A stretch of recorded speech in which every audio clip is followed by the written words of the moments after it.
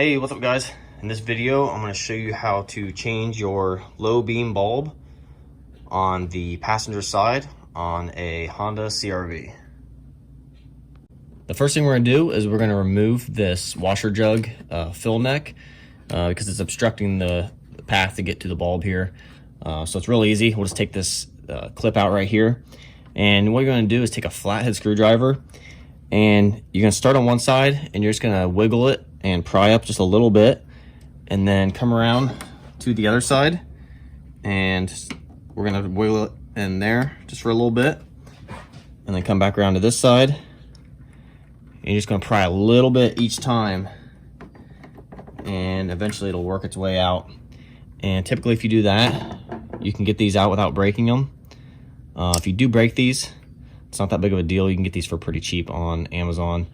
I'll put a link in the description below where you can get these. But once we get that out, just going to take this fill neck and pull up on it.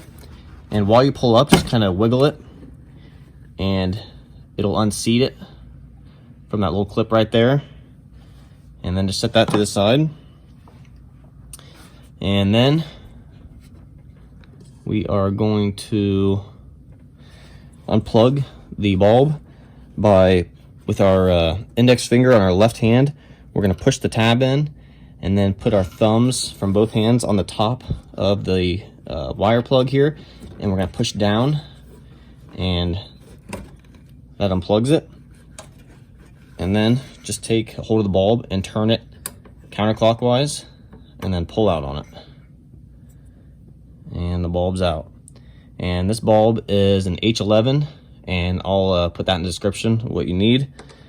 And to put it back in, you're going to put it in. It's going to be facing kind of down and at an angle away from the motor, and then turn it till it's facing completely down, and you'll hear like a little click when it's seated. And then take your wiring plug and plug it back in, and now the bulb's in. And now we got to put our fill neck back on.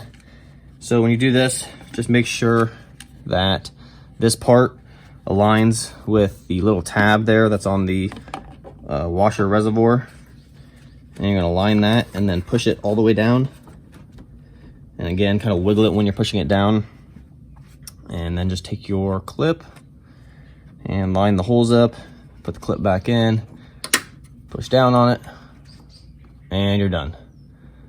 And that's it guys. Thanks for watching.